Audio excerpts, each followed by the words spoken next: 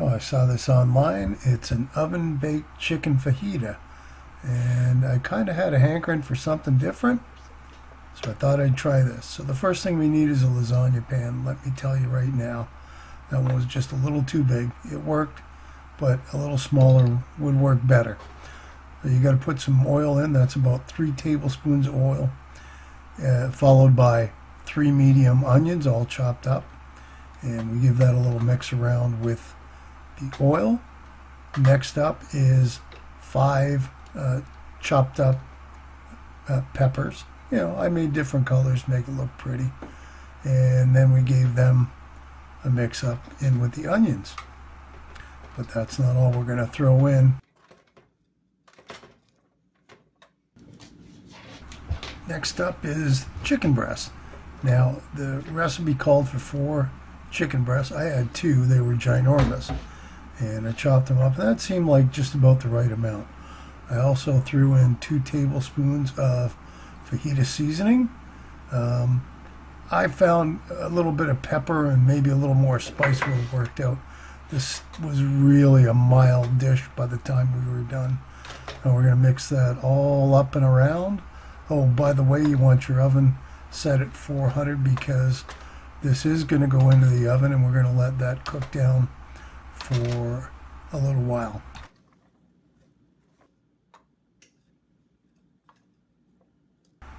Into the oven it's going to go. The recipe calls for 400 degrees for about half an hour. You'll see I took it out here. It wasn't quite cooked down to where I thought it should be. So I did, after I stirred it, I did throw it back in the oven for another 15. You could keep it in for another 15, 20 or so just to really cook it out. Or, you know, I was even thinking trying to saute it in a couple lifts on the stove. Out of the oven for a second time. That looks a little better, I think. We're going to stir this up. Just kind of check to make sure everything's reduced down and cooked. There's still a bit of liquid in the bottom, so we're going to have to be careful as we transfer it into this bowl. You see I'm still wearing an oven mitt because the pan did just come out of the oven. It is pretty hot. This is real-time filming too.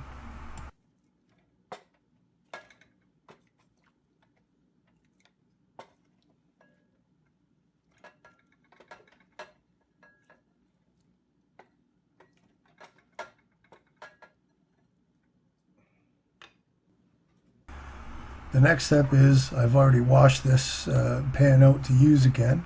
We're going to put some oil down and we're going to grease the pan thoroughly. I don't want anything sticking to it once we're done because that just makes a mess to clean up later on.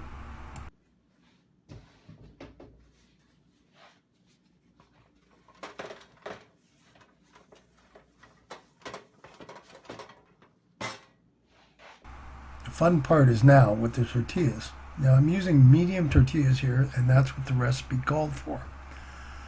However, because I'm using a bigger pan, I think in hindsight, using the larger tortillas would have worked a little better. I also figured that once I'm done with this, you'll see that because there wasn't quite as much overlap, it might have been easier to use the small square cake pans, and instead of making one big pan out of a lasagna tin, actually make 2 smaller ones with 2 square cake pans. And probably likely about the same amount of tortillas, maybe a couple more, but I think as far as crunchiness and holding together of the tortilla shells, I think that might have worked a little better. So if I make this again, I'm going to have to try that and see how that works. But anyway, so you can see how these tortillas all get spread out, and we're going to have to put a couple in the bottom once we're done. And of course, I found out afterwards that it wasn't quite enough to cover up the dish. So I had to go back to the cupboard to get one more large tortilla that I happen to have a package of. So we had to use that. It's okay, you know, live and learn. So there I ended up using 9 instead of the 7. And now we're going to put it all together.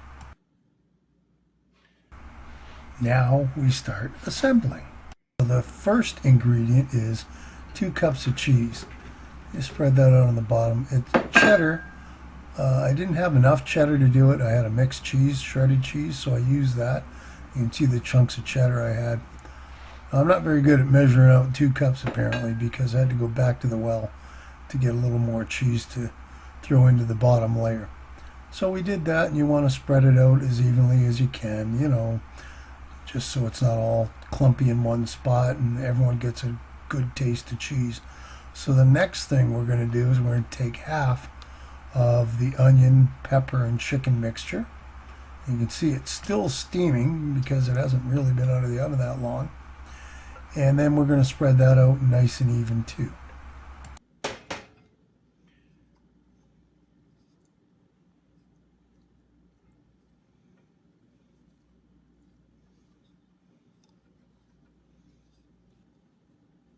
There. I think that's about the right amount, so we'll just spread all this out and use the leftovers for the top layer. We spread that out. Now we top this off with 2 cups of crushed up, they're supposed to be spicy tortillas, but I only had Doritos, so we threw that on. And the general consensus was it was okay, but I don't know if I would bother using the chips again. I mean, it almost seemed like a waste. I got that you were trying to layer things. I also threw in 2 tablespoons of fajita seasoning just to kind of try and give it some spice, but like I said before, a little bit of pepper and some garlic and maybe even some chili pepper, and that would give it. If you like mild things, this is the way to go. This dish is, I found, extremely mild. Even the sauce that I'm going to make later on wasn't anything close to as hot as I thought it might be. So here we go with the second layer. The other 2 cups of cheddar and cheese mix, and we'll throw that on top. There we go. It's lots of cheese. It's really good too. And of course the rest of the onion, pepper, chicken mix. And like I said, we probably could have used less. We found it was really big. I'm thinking that if I did use the cake pans, that this would all work out. It seemed like a lot when I started, and it was very filling, considering that this will feed 4 to 6 people. It seemed like a lot, and realistically, you can make this into a vegetarian dish too. It was tasty with the chicken, but you don't even need the chicken. So if you want to do pure up vegetarian, this is the way to go.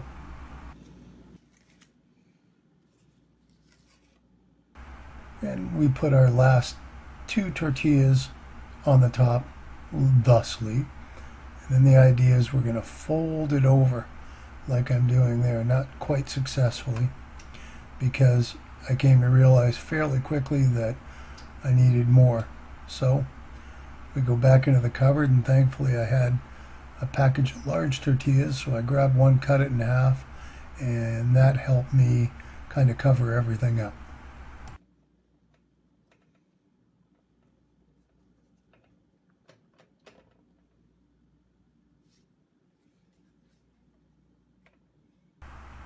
Once you're done folding them all, it should look something like this.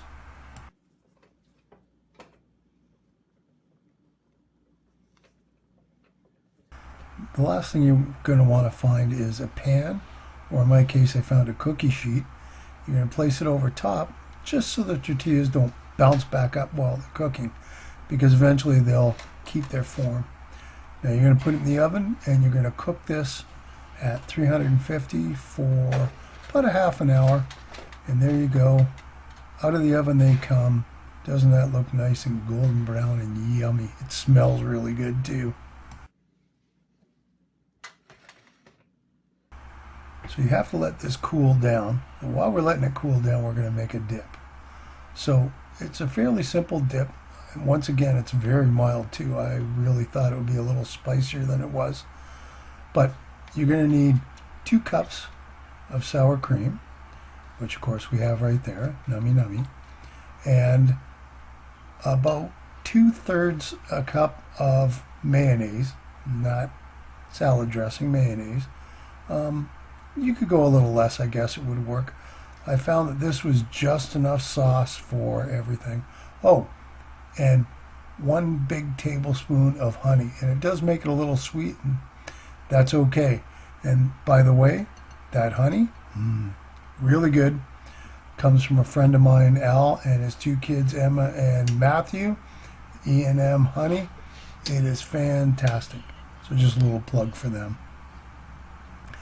We're also going to put in 2 tablespoons of fajita mix, and that's about 1/3 of a cup of jalapenos. I could have put more, and I chopped them up really fine. Oh, and 1 tablespoon of lime juice. So now we're going to mix all that up, and there basically is your dip. It's got a lot of sweetness to it. It has almost no heat. I don't know, maybe I didn't luck out with the jalapenos. I must have got the really mild kind. I didn't know there was.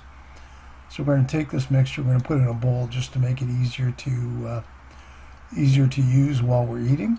I think if you put it in the fridge, it would probably solidify a little more.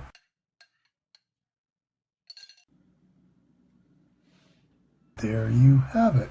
There's my not so fancy attempt at oven baked chicken fajitas. They were really good. Let me tell you, they didn't last very long at all. And I hope you enjoyed it. There you are. It looks good, and boy, it smells good, let me tell you. Thanks for watching. I hope you found it informative, and if you did, please hit the subscribe button, hit the bell, and that'll tell you the next time I upload a video, and you can enjoy that one too. If you want to leave a comment, please leave one below. I'd sure appreciate it. And thanks for watching, and we'll see you next time. Bye for now.